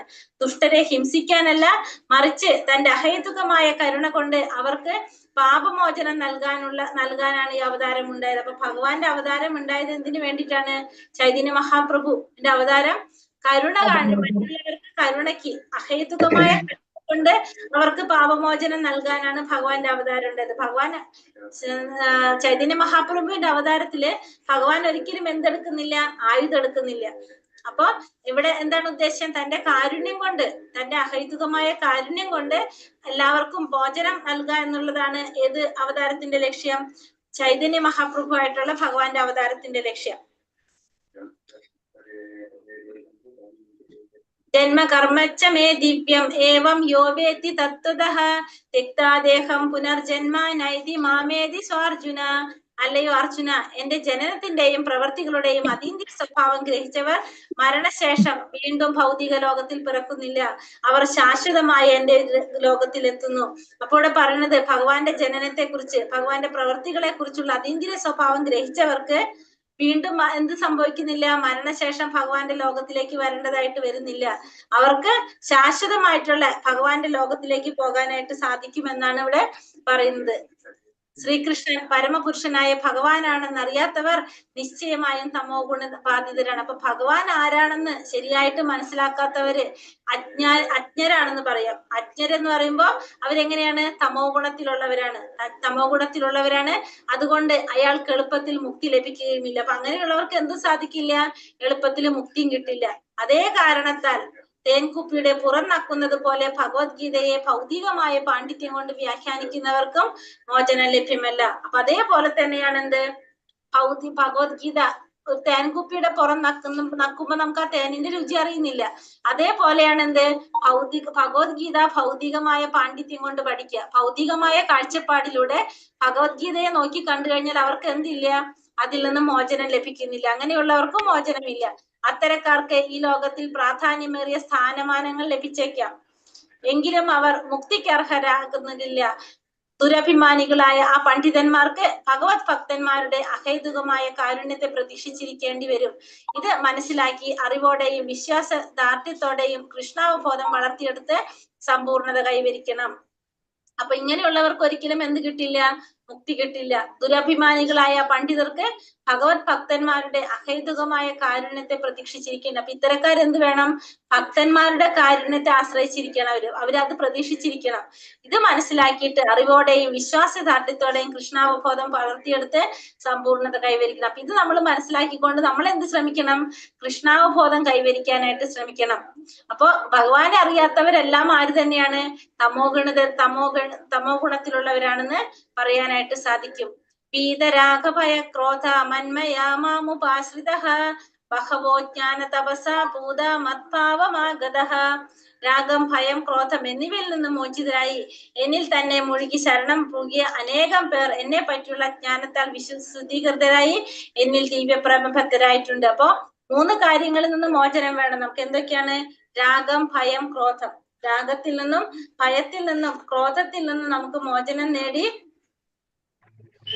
എന്നിൽ തന്നെ ശരണം പൂകിയിട്ടുള്ള ഭഗവാനിൽ തന്നെ ശരണം പ്രാപിച്ച അനേകം പേർക്ക് ഭഗവാനെ കുറിച്ചുള്ള ജ്ഞാനം കൊണ്ട് ശുദ്ധീകൃതരായിട്ട് ദിവ്യപ്രേമ ഭദ്രാകാൻ കഴിഞ്ഞു. ഇവിടെ രാഗം എന്ന് വെച്ചാൽ എന്താണ്? ഭൗതിക സുഖങ്ങളിൽ ഉണ്ടാകുന്ന ആസക്തി, അതില് മുഴുകിയിരിക്കുന്ന ഒരു വ്യക്തി, അതിൽ നിന്ന് മോചനം വേണം. ഭയം എന്ന് വെച്ചാൽ നമുക്ക് ശരീരത്തിനോടുള്ള മരണത്തോടുള്ള ഭയം, അതിൽ നിന്ന് മോചനം. ക്രോധം, ദേഷ്യം, ഈ 3 കാര്യങ്ങൾ നമുക്ക് എപ്പോഴും എന്ത് വേണം? നമുക്ക് ഈ 3 കാര്യങ്ങളിൽ നിന്ന് മോചനം നേടിയാൽ മാത്രമേ ഭഗവാനെ ശരണം പ്രാപിച്ച് ദിവ്യപ്രേമത്തിൽ എത്താനായിട്ട് സാധിക്കുന്നുള്ളൂ. ആത്മീയ ജീവിതത്തോടുള്ള ഉപേക്ഷാഭാവം, ആത്മീയമായ ഒരു വ്യക്തിത്വത്തെ കുറിച്ചുള്ള ഭയം, ജീവിത നൈരാശ്യത്തിൽ നിന്ന് ഉടലെടുക്കുന്ന ശൂന്യതാവാദം, ഭൗതികമായ ജീവിത സങ്കല്പത്തിന്റെ ഈ 3 ഘട്ടങ്ങളെയും കടന്നു കിട്ടാൻ അഭിമതനായ ആധ്യാത്മിക ഗുരുവിന്റെ ഉപദേശപ്രകാരം ഭഗവാനിൽ പൂർണ്ണമായ അഭയം പ്രാപിക്കുകയും ഒരു ഭക്തന് വേണ്ടുന്ന ജീവിത പ്രമാണങ്ങളും ചര്യക്രമങ്ങളും അംഗീകരിക്കുകയും വേണം. അപ്പോൾ നമുക്ക് എന്ത് വേണം? 3 കാര്യങ്ങളാണ് പറഞ്ഞത് ഇവിടെ. ഒന്ന്, ആത്മീയ ജീവിതത്തിനോടുള്ള ഉപേക്ഷാഭാവം.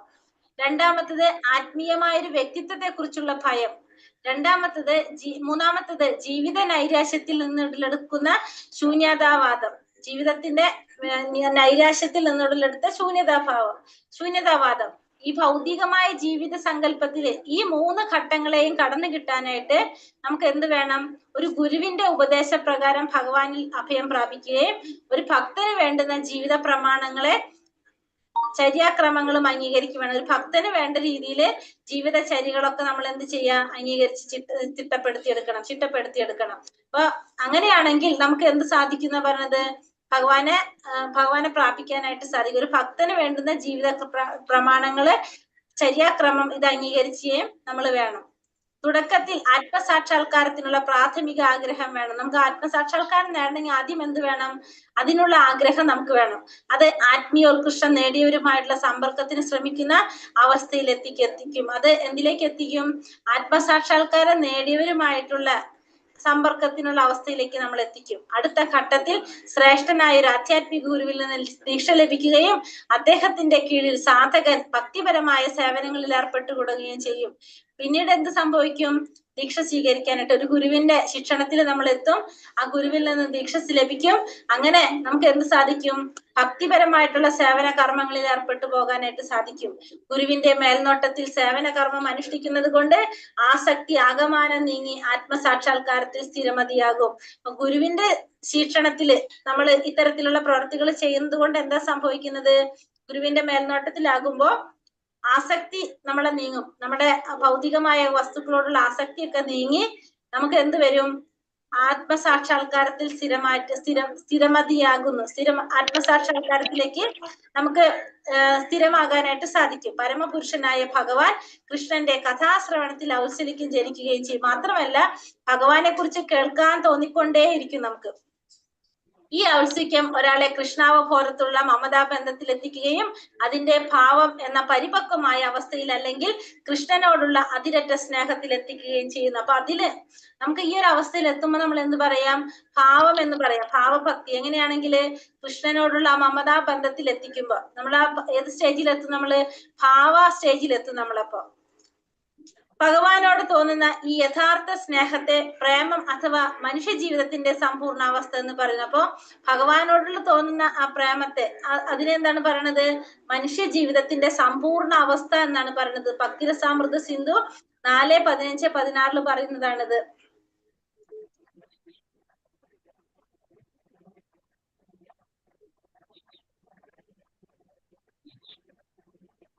ഭക്തിരസാമൃത സിന്ധു 4:15-16 ഇത് പറയുന്നത്. അപ്പൊ നമുക്ക് ഫസ്റ്റ് എന്ത് വേണം? നമുക്ക് ആത്മസാക്ഷാത്കാരത്തിന് ആഗ്രഹം വേണം. അതിനായിട്ട് ആദ്യം നമുക്ക് വേണ്ടത് ആത്മസാക്ഷാത്കാരം നേടാനുള്ള ആഗ്രഹം വേണം. അങ്ങനെ ആഗ്രഹം നേടുമ്പോ നമുക്ക് എന്ത് സാധിക്കും? ഭഗവത് ഭക്തന്മാരുമായിട്ടുള്ള ഒരു സമ്പർക്കം നമുക്ക് ഉണ്ടാക്കാനായിട്ട് സാധിക്കും. അങ്ങനെ നമുക്ക് അവിടെ നിന്ന് നമുക്ക് ആരെ കിട്ടും? ഒരു ശ്രേഷ്ഠനായിട്ടുള്ള ഒരു ഗുരുവിനെ കണ്ടുപിടിക്കാൻ സാധിക്കും. ആ ഗുരുവിൽ നിന്ന് ദീക്ഷ സ്വീകരിക്കാനായിട്ട് നമുക്ക് സാധിക്കും. അങ്ങനെ ഭഗവാന്റെ സേവന കർമ്മങ്ങൾ അനുഷ്ഠിക്കാനായിട്ട് സാധിക്കും. അങ്ങനെ നമുക്ക് എന്ത് സാധിക്കും? ആത്മസാക്ഷാത്കാരത്തിൽ എത്താനായിട്ട് സാധിക്കും. അപ്പൊ അതിന് നമുക്ക് ഫസ്റ്റ് വേണ്ടത് എന്താണ്? ആഗ്രഹം. ആഗ്രഹം ഉണ്ടാകുമ്പോഴാണ് നമുക്ക് ഇതൊക്കെ നടക്കുന്നത്. ഇത് എന്തില് പറയുന്നുണ്ട്? ഭക്തിരസാമൃത സിന്ധുവില് ഇത് പറയുന്നുണ്ട്. ഹരേ കൃഷ്ണ കൃഷ്ണ കൃഷ്ണ ഹരേ ഹരേ, ഹരേ രാമ രാമ രാമ ഹരേ ഹരേ. വഞ്ചാകൽപത രൂപേശ്ച കൃപാ സിന്ധോഭ്യവച പതിതാനാം പാവനേഭ്യോ വൈഷ്ണവേഭ്യോ നമോ നമഃ. അനന്ത കോടി വൈഷ്ണവഭക്തവൃന്ദിക്ക് ജയ്. ശ്രീല പ്രഭുപാദിക്ക് ജയ്. ഗുരുദേവിക്ക് ജയ്. നിത്തായ് ഗൗരപ്രമാനന്ദേ. ഹരി ഹരി ബോൽ. ഹരേ കൃഷ്ണ. हरे कृष्ण माता जी। हरे कृष्ण माता जी। हरे कृष्ण माता जी। हरे कृष्ण माता जी। नमस्ते। हरे कृष्ण। हरे कृष्ण माता जी। അറ്റൻഡൻസ് ഇടാൻ പറ്റിയില്ല.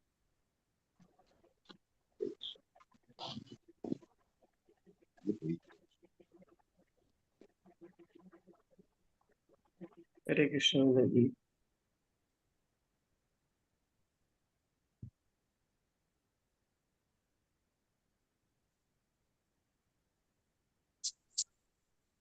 माता जी बोलिए।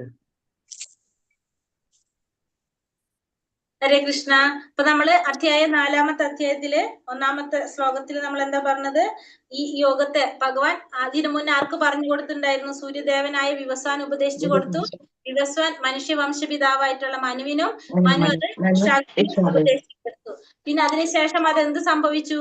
അത് നഷ്ടപ്പെട്ടു പോയി അല്ലെ? ഋഷികൾ അത് ശരിയായ രീതിയിൽ മനസ്സിലാക്കിയിട്ടുണ്ടായിരുന്നു. പക്ഷെ പിന്നീട് അതിനെന്ത് സംഭവിച്ചു? അത് നഷ്ടപ്പെട്ടു പോയി. ആ പാരമ്പര്യ ശൃംഖല മുറിഞ്ഞുപോയി. എന്തിനാണ് ഭഗവാൻ ഇത് ഇവർക്ക് പറഞ്ഞു കൊടുത്തത്? കാരണം ജനങ്ങളെ എല്ലാ ഗ്രഹത്തിലുള്ള ഭരണകർത്താക്കളായിട്ടുള്ള രാജാക്കന്മാര് ആ ഗ്രഹനിവാസികളുടെ സംരക്ഷണവും അവരുടെ ക്ഷേമ പ്രവർത്തനങ്ങൾക്കും എല്ലാവർക്കും എന്തുണ്ട്? ഉത്തരവാദിത്വമുണ്ട്. അതിനു വേണ്ടിയിട്ടാണ് അവർക്ക് ഇതൊക്കെ പറഞ്ഞു കൊടുത്തത്. ആ ജനങ്ങളെ ആത്മസാക്ഷാത്കാരത്തിലേക്ക് എത്തിക്കാൻ വേണ്ടിയിട്ട്. അപ്പോ അങ്ങനെ ഭഗവാൻ പറഞ്ഞു കൊടുത്തു. പക്ഷെ അത് പിന്നീട് നഷ്ടപ്പെട്ടു പോയി. അപ്പൊ അതിനുശേഷം ഭഗവാൻ ആരെ തെരഞ്ഞെടുത്താണ്? അർജുനനെ തെരഞ്ഞെടുക്കാണ് ഇത് പറഞ്ഞത് അല്ലെ? അർജുനൻ എന്തുകൊണ്ടാ തെരഞ്ഞെടുത്തത്? അർജുനൻ ഭഗവാന്റെ ഭക്തനായതുകൊണ്ടും മിത്രമായതുകൊണ്ടാണ് തെരഞ്ഞെടുത്തത് എന്ന് പറയാണ്. കാരണം 2 തരത്തിലാണ് ഭക്തന്മാരുണ്ട്, അസുരന്മാരുണ്ട്. അസുരൻ രണ്ട് തരത്തിലുള്ള മനുഷ്യർ രണ്ട് തരത്തിലുള്ളത്. ഒന്ന് ഭക്തന്മാര്, രണ്ടാമത്തത് അസുരന്മാര്. അപ്പൊ അർജുനൻ ഭഗവാന്റെ ഭക്തനായതുകൊണ്ടാണ് അർജുനനെ തെരഞ്ഞെടുത്തത്. അസുരന്മാരുടെ കയ്യിലാണ് ഇത് കിട്ടുന്നതെങ്കിലോ നമുക്കറിയാലോ എന്താ സംഭവിക്കാന്നുള്ളത് അല്ലെ. അപ്പൊ അതുകൊണ്ട് ഈ രഹസ്യജ്ഞാനം ഗ്രഹിക്കാൻ ആർക്ക് സാധിക്കില്ല? അസുരന്മാർക്ക് സാധിക്കില്ല. ഭക്തന്മാർക്ക് മാത്രമേ ഭഗവാനെ കുറിച്ചുള്ള ഈ രഹസ്യമായ ജ്ഞാനം ഗ്രഹിക്കാനായിട്ട് കഴിയുള്ളൂ എന്നുകൂടി. അർജുനൻ ചോദിക്കുന്നത് എന്താണ് ഭഗവാന്റെ അടുത്ത്? വിവസ്വാന് പറഞ്ഞു കൊടുത്തു എന്ന് പറഞ്ഞപ്പോ ചോദിക്കുന്നത്, വിവസ്വാൻ എന്ന സൂര്യദേവൻ അങ്ങയേക്കാൾ വളരെ മുമ്പ് ജനിച്ചെന്നിരിക്കെ അങ്ങ് അദ്ദേഹത്തിന് ഉപദേശം നൽകിയെന്ന് പറയുന്നത് എനിക്ക് എങ്ങനെയാണ് മനസ്സിലാക്കാൻ സാധിക്കുന്നത് എന്നാണ് ഇവിടെ അർജുനൻ ചോദിക്കുന്നത്. അപ്പൊ ശരിക്കും പറഞ്ഞു കഴിഞ്ഞാല് ഭഗവാന്, അർജുനൻ ഇപ്പൊ ആരാണ് ഭഗവാന്റെ? ശിഷ്യനാണ്, ശിഷ്യൻ. ഗുരു പറയുന്നത് മുഴുവൻ അതേപടി അനുസരിക്കുന്നവനും വിശ്വസിക്കുന്നവനുമായിരിക്കും ആര്? യഥാർത്ഥത്തിൽ ഒരു ശിഷ്യൻ അല്ലെ. അപ്പൊ അർജുനൻ ഒരിക്കലും ആരെ സംശയിക്കാനോ വിശ്വസിക്കാതിരിക്കാനോ പാടില്ല. ഗുരുവിനെ സംശയിക്കാനോ വിശ്വസിക്കാതിരിക്കാനോ പാടില്ല. എന്നിട്ട് അർജുനൻ എന്തിനാണ് അത് ചോദിക്കുന്നത്?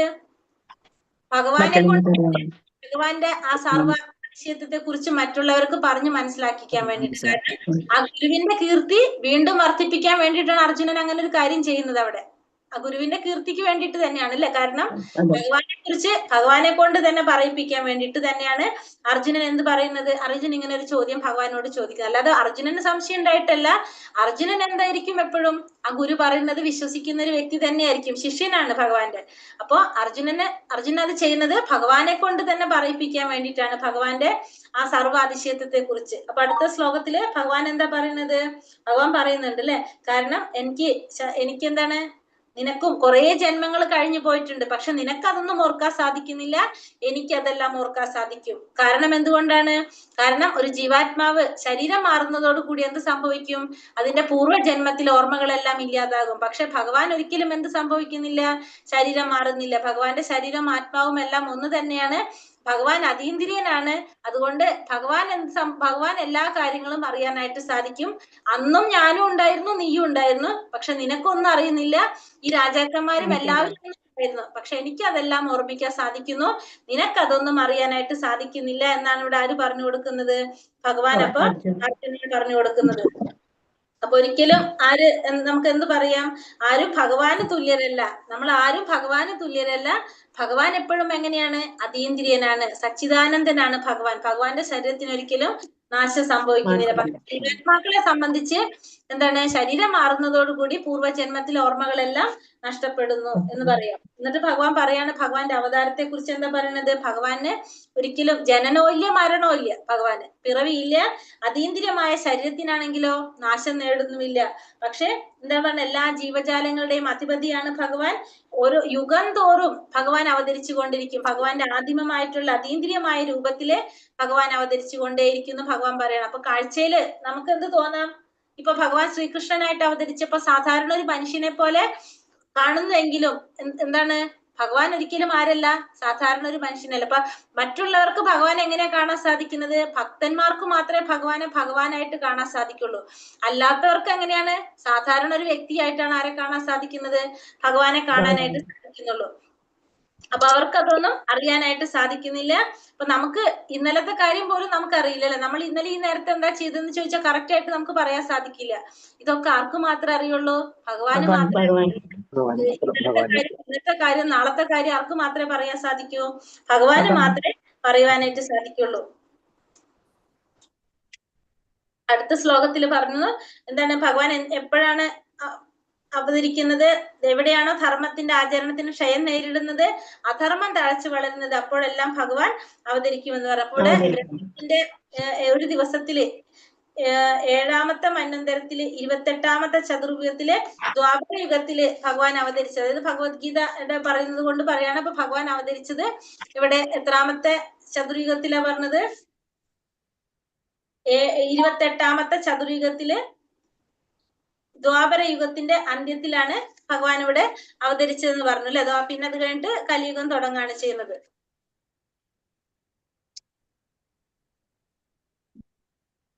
അപ്പൊ എത്രയാണ് ഒരു മിനിറ്റ് കഴിഞ്ഞിട്ട് പറഞ്ഞുതരാം. 71. 14 മന്വന്തരങ്ങൾ. ഏഴാമത്തെ മന്വന്തരത്തിലെ 28ാമത്തെ ചതുർയുഗത്തിലെ ദ്വാപരയുഗത്തിന്റെ അന്ത്യത്തിലാണ് ഭഗവാൻ അവതരിക്കുന്നത്. അപ്പൊ ഇപ്പൊ നമ്മളിപ്പോ ഏത് യുഗത്തിലിരിക്കുന്നേ? അതൊന്നും കൂടി പറഞ്ഞുതരാം മാതാജി.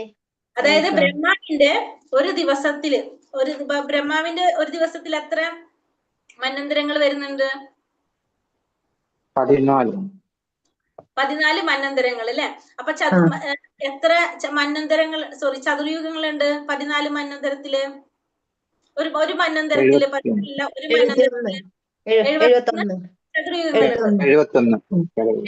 ചതുർയുഗങ്ങളുണ്ട്. അപ്പൊ ഇവിടെ ഭഗവാൻ അവതരിച്ചത് ബ്രഹ്മാവിന്റെ 7ാമത്തെ മന്വന്തരത്തില്, 14 മന്വന്തരത്തിലെ 7ാമത്തെ മന്വന്തരത്തിലാണ് ആരവതരിച്ചത്? ഭഗവാൻ അവതരിച്ചത്. 14 മന്വന്തരം, അതിൽ 7ാമത്തെ മന്വന്തരത്തിലാണ് ഭഗവാൻ അവതരിച്ചത്. 7ാമത്തെ മന്വന്തരത്തില്, അപ്പൊ ഒരു മന്വന്തരത്തില് 71 ചതുർയുഗങ്ങള്. അതില് എത്രാമത്തെ ചതുർയുഗത്തിലാണ് അവതരിച്ചത്? 28ാമത്തെ ചതുർയുഗത്തിൽ അല്ലേ പറഞ്ഞ? 28ാമത്തെ ചതുർയുഗത്തില് ഭഗവാൻ അവതരിച്ചു. അപ്പൊ ഏത് യുഗാണ്? ഏത് യുഗത്തിലാ വരുന്നത്? ദ്വാപരയുഗത്തിന്റെ ദ്വാപരയുഗത്തില്. അപ്പൊ ഇപ്പൊ ഏത് യുഗം നടക്കുന്നേ? അല്ലേ? അപ്പൊ ഭഗവാൻ അവതരിച്ചിട്ട് എത്ര സമയമായിട്ടുണ്ട്? അപ്പൊ നമ്മൾ ഏത് യുഗത്തിലാ ഏത് മന്വന്തരത്തിലാണ് നമ്മൾ നിൽക്കുന്നത്? അതുപോലെ തന്നെ നമ്മള് എത്രാമത്തെ ചതുർയുഗത്തിലാ നമ്മൾ വരുന്നുണ്ടാവുക? നമ്മളിപ്പോ നിൽക്കുന്നത് എന്നാലോചിച്ച്. അത്ര ബുദ്ധിയില്ല മാതാജി. ഉണ്ട്, അത് മനസ്സിലാക്കാൻ പറ്റും മാതാജി. നമ്മള് ഇപ്പൊ എത്ര നാള് മുന്നേ ഭഗവാൻ ഭഗവത്ഗീത പറഞ്ഞു കൊടുത്തെന്ന് പറഞ്ഞു? 5000 വർഷങ്ങൾക്ക് മുമ്പ്. നമ്മൾ പറഞ്ഞതാണ് കലിയുഗം തുടങ്ങിയിട്ട് എത്ര വർഷമായിട്ടാ പറയണത്? 5000 വർഷം. ഒരു ചതുർയുഗം എന്ന് പറഞ്ഞാൽ ഏതൊക്കെ യുഗങ്ങൾ കൂടുമ്പോഴേ ചതുർയുഗാവുന്നത്? 4 യുഗങ്ങൾ ചേരുമ്പോ അല്ലെ? 4 യുഗങ്ങൾ: സത്യയുഗം, ത്രേതായുഗം, ദ്വാപരയുഗം, കലിയുഗം അല്ലെ? ആ ചതുർയുഗത്തിലെ സത്യയുഗം കഴിഞ്ഞു, ത്രേതായുഗം കഴിഞ്ഞു, ദ്വാപരയുഗത്തിലാണ് ഭഗവാൻ അവതരിച്ചത്. ദ്വാപരയുഗം കഴിഞ്ഞ് അടുത്ത യുഗം വരണ്ടേ? കലിയുഗം കൂടി വന്നാലല്ലേ ഒരു യുഗം കംപ്ലീറ്റ് ആവുള്ളൂ, ഒരു ചതുർയുഗം കംപ്ലീറ്റ് ആവുള്ളൂ. അപ്പൊ നമ്മളിപ്പോ നിൽക്കുന്നത് ഏത് ചതുർയുഗത്തിലാണ്? 28ാമത്തെ മന്വന്തരത്തിലും അതുപോലെ തന്നെ 28ാമത്തെ ചതുർയുഗത്തിലാണ് നമ്മൾ നിൽക്കുന്നത്. മനസ്സിലായോ? 28ാമത്തെ ചതുർയുഗത്തിൽ തന്നെയാണ് നമ്മൾ ഇരിക്കുന്നത് ഇപ്പോ. കാരണം നമ്മള് ഈ കലിയുഗം തുടങ്ങുന്നതിന് തൊട്ടു മുന്നാണ് ആരവതരിച്ചത്? ഭഗവാൻ അവതരിച്ചത്. അപ്പൊ ഭഗവാൻ അവതരിച്ചത് 7ാമത്തെ മന്വന്തരത്തില്, 28ാമത്തെ ചതുർയുഗത്തിലാണ്. 28ാമത്തെ ചതുർയുഗത്തില് ഏതാണ്? ദ്വാപരയുഗത്തിൽ അല്ലെ? ദ്വാപരയുഗത്തിലാണ് ഭഗവാൻ അവതരിച്ചത്. നമ്മൾ ഇരിക്കുന്നത് 7ാമത്തെ മന്വന്തരത്തില്, 28ാമത്തെ ചതുർയുഗത്തില്, 28ാമത്തെ ചതുർയുഗത്തില് കലിയുഗത്തിലാണ് നമ്മളിപ്പോ ഇരിക്കുന്നത്. അപ്പൊ ഈ കലിയുഗം കൂടി കഴിഞ്ഞാൽ എന്താവും? 28 കഴിഞ്ഞ് 29ാമത്തെ ചതുർയുഗം സ്റ്റാർട്ട് ആവും അല്ലെ? 7ാമത്തെ മന്വന്തരത്തില് 28 കഴിഞ്ഞ് 29. ഒന്നുകൂടി പറയണോ? ഞാൻ പറഞ്ഞത് മനസ്സിലായോ? അതായത് ഇപ്പൊ ഈ കലിയുഗം കൂടി കഴിഞ്ഞാലാണ് 28ാമത്തെ ക്ലോസ് ആവുള്ളൂ, ചതുർയുഗം തീരുള്ളൂ അല്ലെ? അത് കഴിഞ്ഞാ പിന്നെ 29ാമത് തുടങ്ങും, പിന്നെ സത്യയുഗം തുടങ്ങും. അപ്പൊ നമ്മള് ശരിക്കും പറഞ്ഞാൽ ഭാഗ്യമുള്ളവരാണ്. കാരണം നമ്മൾ തൊട്ടു മുന്നേ ഭഗവാൻ അവതരിച്ചു പോയുള്ളൂ അല്ലെ? പ്രമിള മാതാജിക്ക് മനസ്സിലായോ ഞാൻ പറഞ്ഞത്? മനസ്സിലായി മാതാജി, ഇപ്പൊ മനസ്സിലായി മാതാജി. അപ്പൊ നമ്മളിപ്പോ നിൽക്കുന്നത് കലിയുഗത്തില്. ഈ കലിയുഗം എന്ന് പറഞ്ഞാല് 28ാമത്തെ ചതുർയുഗത്തില് ലാസ്റ്റ് യുഗത്തിലാണ് നമ്മൾ നിൽക്കുന്നത്. ഈ കലിയുഗം കഴിഞ്ഞാല് 29ാമത്തെ യുഗം. അങ്ങനെ 71 ചതുർയുഗാണ് ഒരു മന്വന്തരം. അപ്പൊ 7ാമത്തെ മന്വന്തരം തീരും. അതിലിപ്പോ നമ്മള് 28ാമത്തെയാണ് ഇപ്പൊ നടക്കുന്നത്. 28ാമത്തേലാണ് ആരവതരിച്ചത്? ഭഗവാൻ കൃഷ്ണൻ ഭഗവാൻ അവതരിച്ചത് 28ാമത്തെ ചതുർയുഗത്തിലാണ്, 7ാമത്തെ മന്വന്തരത്തിലാണ്. 7ാമത്തെ മന്വന്തരത്തില് ആരാണ്? മനു. ഇപ്പോഴത്തെ മനു വൈവസ്വത മനു അല്ലെ? വയോസുത മനുവാണ് ഇപ്പോഴത്തെ മന്വന്തരത്തില് പറയുന്നത്. ആ മനുവിന്റെ കാലഘട്ടത്തില് 20ാമത്തെ അവതാരല്ലേ ശ്രീകൃഷ്ണൻ ഭഗവാൻ കൃഷ്ണൻ സ്വയം അവതരിക്കുന്നതല്ലേ? 20 അതിലെത്ര എനിക്ക് ഓർമ്മയില്ല. ഭാഗവതത്തില് 20 21 ലാസ്റ്റ് ഭാഗവതത്തില് പറഞ്ഞിരിക്കുന്നു. ശ്രീബുദ്ധനല്ലേ? അതിന് മുമ്പ് 20ാമത്തിന് കൃഷ്ണൻ. ഓക്കെ, അപ്പൊ ഇവിടെ ഈ യുഗത്തില് അപ്പൊ ഭഗവാൻ എങ്ങനെയാ പറഞ്ഞിരിക്കുന്നത്? അപ്പൊ നമുക്ക് 7ാമത്തെ മന്വന്തരത്തില് 28ാമത്തെ ചതുർയുഗത്തില് ഭഗവാൻ ദ്വാപര യുഗത്തില് ഭഗവാൻ അവതരിച്ചു അല്ലെ? അപ്പൊ എന്തിനാണ് ഭഗവാൻ അവതരിക്കുന്നതിന്റെ ലക്ഷ്യം? കാരണം ഭഗവാന് ശത്രുക്കളെ വധിക്കാൻ വേണ്ടിയിട്ട് പ്രത്യേകിച്ച് അവതാരം എടുത്ത് വരേണ്ട ആവശ്യമൊന്നുമില്ല. പക്ഷെ എന്താണ് ഭഗവാന്റെ ലക്ഷ്യം? ഭക്തന്മാരെ സമാധാനിപ്പിക്കുക എന്നുള്ളതാണ് മെയിൻ ആയിട്ടുള്ള ഭഗവാന്റെ അവതാര ഉദ്ദേശം. എപ്പോഴും എല്ലാവരെയും കൃഷ്ണാവബോധത്തിലേക്ക് എത്തിക്കുക, അധാർമികളെ ഇല്ലാതാക്കുക എന്നുള്ളതാണ് എപ്പോഴും ഭഗവാന്റെ അവതാരത്തിന്റെ ഉദ്ദേശം പറയുന്നത്. അത് ഒന്നുകിൽ ഭഗവാൻ സ്വയം അവതരിക്കും, അല്ലെങ്കിൽ എന്ത് ചെയ്യും? ഭഗവാന്റെ പ്രതിനിധികളെ അല്ലെങ്കിൽ പ്രതിനിധികളെ അയക്കും. അങ്ങനെയാണ് ഭഗവാൻ ചെയ്യുന്നതെന്നും നമുക്കിവിടെ ഈ പ്രാവാർത്ഥത്തിൽ പറയുന്നുണ്ട്.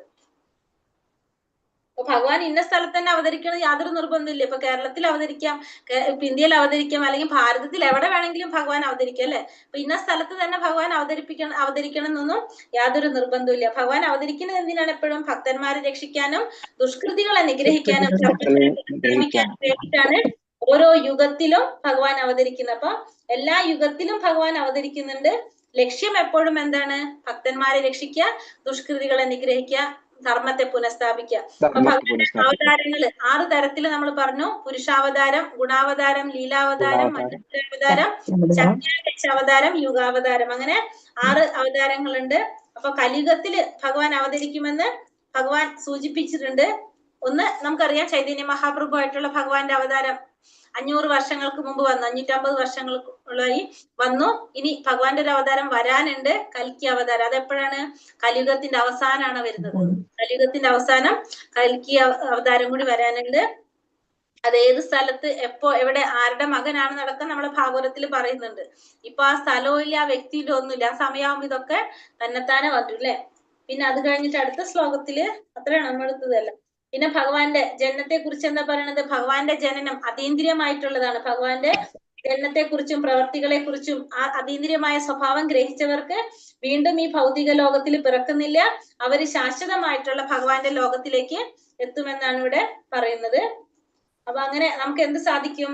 രാഗം, ഭയം, ക്രോധം ഈ 3 കാര്യങ്ങളിൽ നിന്ന് മോചിതരായി കഴിഞ്ഞാല് അവർക്ക് എന്ത് സാധിക്കും? ഭഗവാന്റെ ദിവ്യപ്രേമത്തിൽ ഭക്തരാകാനായിട്ട് സാധിക്കുമെന്നാണ് പറയുന്നത്. അങ്ങനെ 10 ശ്ലോകങ്ങൾ എടുത്തിട്ടുള്ളൂ, കാരണം കുറച്ച് എടുത്തുള്ളെങ്കിലും പക്ഷെ